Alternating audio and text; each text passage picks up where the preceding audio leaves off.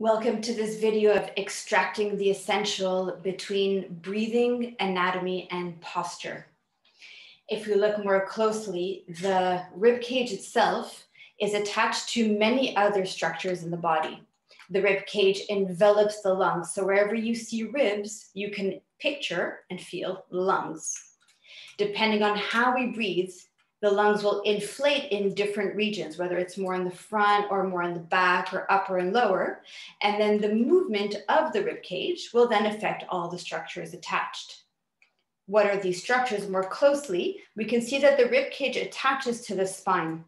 The spine itself is made up of the neck, the cervicals, the mid-back, the lumbars, the lower back, and then becomes slowly the pelvis. The pelvis as well has some breathing muscles that interrelate with the diaphragm, the major breathing muscle, and then has also bigger muscles along the back, which attach from the shoulder and neck all the way down to the pelvis.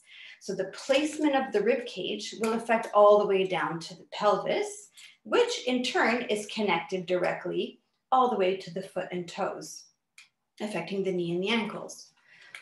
We can also see that the rib cage is where the shoulder girdle, or specifically the shoulder, as we call it, the shoulder girdle, wraps around from front to back. And the muscles that interweave with the shoulder girdle resting on the spine connect directly to the neck, to the base of the skull, and then connect all the way down via the wrist, all the way to the fingertips. So again, where we move the lungs will move the rib cage, which will move all of these interconnected structures.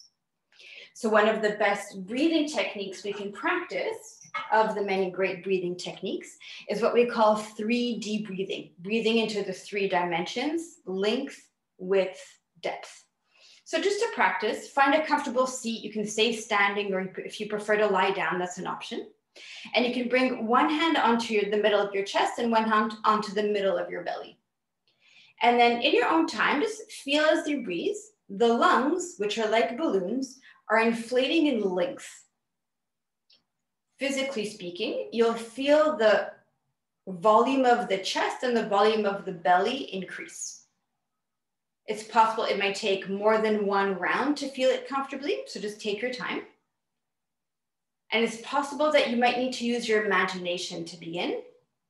If so, continue to use your imagination and feel that as you breathe, the lungs, these balloons, are inflating in length. So I breathe from the tip of the nose and I'm inflating balloons down in the direction of my pelvis, moving on its way, the chest and the abdomen. And make sure that everything that inflates on your inhale deflates on your exhale. Again, we'll come back to this in a moment. And to feel the width of the lungs, you can place one hand on the sides, or each hand, I should say, on the sides of your ribs, right where the ribs and the abdomen meet. This is where the diaphragm lays, and a lot of other muscles, very important muscles, are intertwined here. And even beneath the muscles, all of the vital organs, or most of the vital organs. And here you'll feel, again, with your imagination or with your felt sense, feel the lungs inflate in width towards opposite walls. And again, everything that inflates, deflates with the exhale. And as you can see here, and even feel in your own body, when the lungs inflate in width, the distance between my hands increases and decreases with the air moving in and the air moving out.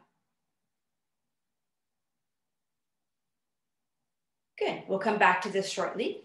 To feel the depth, which is the space between the front of the body and the back of the body, you can place, for now, one hand on the opposite shoulder. Doesn't matter which one, as long as the elbows can rest comfortably on your chest.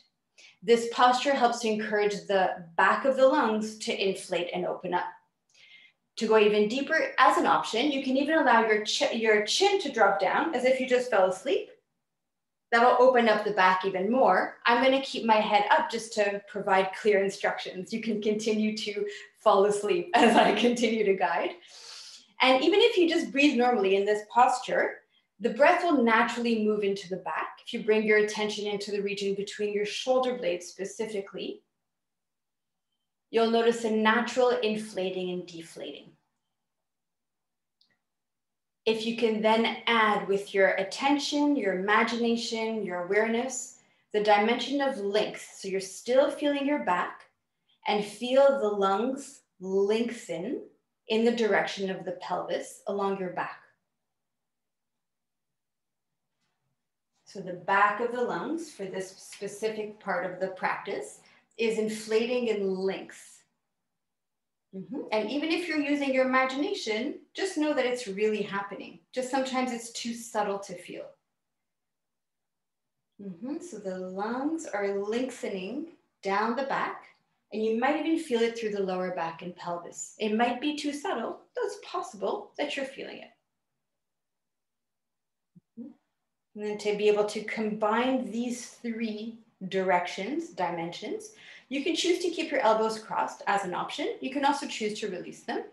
And then just see if you can feel the lungs lengthening down the front and the back simultaneously and move along the sides. So the whole rib cage, like a cylinder, is expanding in all directions on the inhale and decompressing and deflating on the exhale.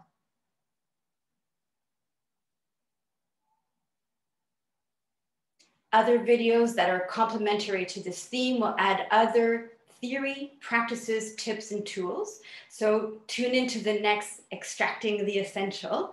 And until then, happy breathing.